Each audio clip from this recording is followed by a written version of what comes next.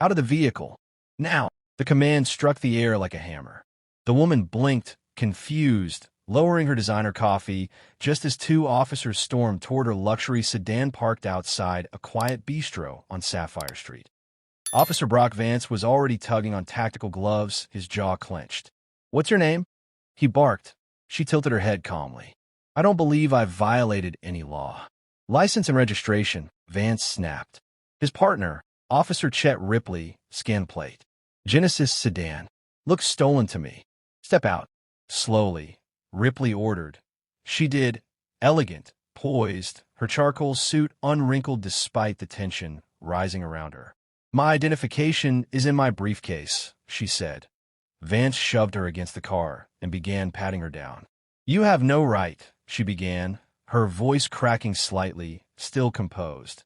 "We make the rights here," Ripley grinned, pulling her wrists behind her. "Resisting already, huh?" The cuffs clicked tight. "Every word you say is being recorded," she said coldly, nodding toward Vance's body cam. "Then smile for the camera, princess," Vance hissed. She didn't flinch. Instead, she thumbed her phone screen, already unlocked. "It's me," she said into the speaker. "Detained. Sapphire Street. Track me." "Who was that?" Ripley laughed. "Your boyfriend? Or your PR team?" The officers threw glances at one another. For the first time, uncertainty flickered across Ripley's face. Still, they shove her into the back of Cruiser 713 like contraband. Vance turned the radio down and glanced at her in the rearview mirror. "Anything illegal in your bag? Weapons? Narcotics?" "I have nothing unlawful," she said, eyes locked onto his through the mirror. "Nor do you have cause to hold me." Ripley spun in his seat. "You think you can tell us how this works? Let me explain it slow. You're going to give us your briefcase, phone, and anything valuable, or we'll consider you uncooperative. Uncooperative equals hostile. Hostile gets neutralized. You do realize how deeply illegal this is?" Vance stopped the car. The neighborhood around them was now industrial. Abandoned warehouses and alleys with no street cams. "Final chance," he said. "On the ground. Face down." "I won't," she replied. Ripley opened the door and yanked her out, gravel crunching under their feet. "You got a death wish?"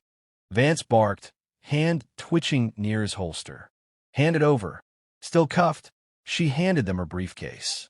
Ripley ripped it open, scattering documents on the ground. "Wait, what's this?" he muttered. "Clearance cards. Government seals. Is that a badge?" Vance picked up a sleek leather wallet, inspecting it. "Federal?" he asked, suddenly unsure. She didn't move. Didn't blink. "Want to gamble your jobs on that being fake?" Neither man answered. Then her phone buzzed. Ripley looked down, his face drained of color. "Vance, it says Office of the Attorney General." "What the hell?" A siren howled in the distance, growing louder. "You called backup?" Vance demanded no. "You..." Before either could process what was happening, a black SUV with government plates tore into the alley and slammed to a stop. 3 agents in suits emerged, all flashing badges. One of them, tall and commanding, marched up. "Which one of you is Vance?" the man demanded. "What's this about?" Vance asked, instinctively reaching for his ID. "I said." "Who cuffed her?" Ripley raised a hesitant hand. "We both did." She was acting suspicious. "Silence," the agent barked. "You two are done talking." "You can't." "Oh yes, I can." The man held up a phone. "She called me." "Who are you?" "I'm the acting director of the FBI," he said coldly. "And she's our deputy director." There was an invisible shockwave. Ripley's mouth parted. Vance stumbled back a step. "No, that's not." She never said who she was. She never showed ID. She gave you multiple chances to de-escalate, the agent snapped. Instead, you escalated. We have her body cam stream. Yours too.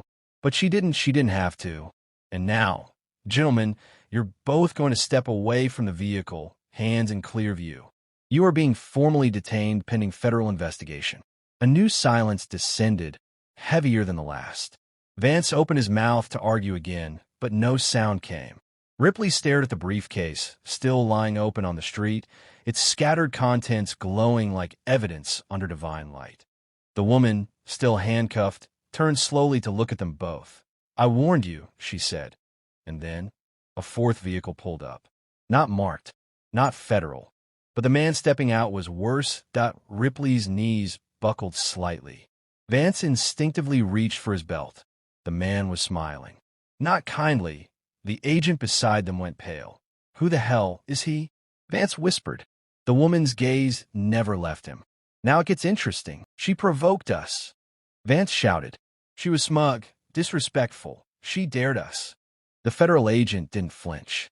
"Officers Vance and Ripley, you are suspended immediately. Surrender your weapons and badges. You can't just do this." Ripley protested. "You haven't even read us our rights."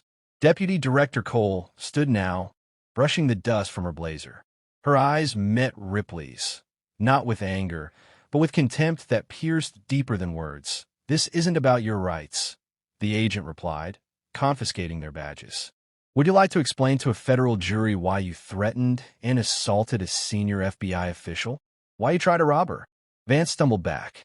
"We didn't know who she was." Cole's voice cut through him. "You didn't need to know. You saw my skin, my face, and decided I was nothing. Now, you'll learn what it means to lose everything because you believed I didn't belong." "Would you like to press charges now?" the agent asked her. "Not yet," Cole replied. "Let them sit in fear first. Let them hear their voices echo in court. Then we'll decide." She walked away, flanked by agents and respect, while the men who tried to destroy her stood handcuffed by their own cruiser. Silent and exposed. 3 weeks later, the federal courtroom was silent as Vance and Ripley entered, shackled, heads low.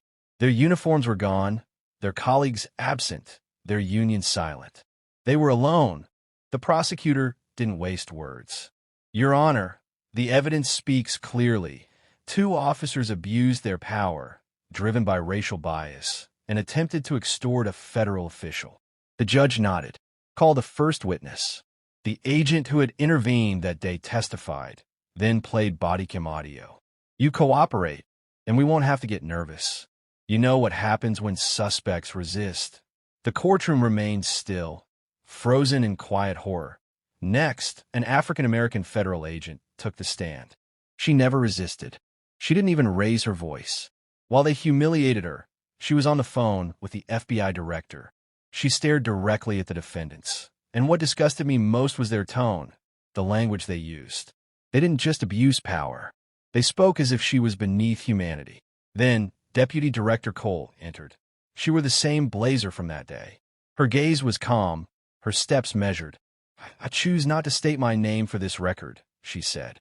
"But I will say I was detained without cause, physically assaulted, and threatened with execution." "Did they tell you why?" "They said I looked suspicious. They demanded my belongings under threat of violence." "Did they use racial language?" "Yes. I was called another arrogant black woman with a problem face. They said the suit doesn't remove the trash." That is word for word from their body cam audio. Vance snapped. He jumped to his feet, shouting, "You're just a lucky black woman who thinks she's above the law. This whole show is because you've got a desk and a title." Gasps rang out. The bailiff restrained him instantly. Ripley sat motionless, eyes closed. Cole didn't flinch. "Thank you, Officer Vance," she said, voice like stone.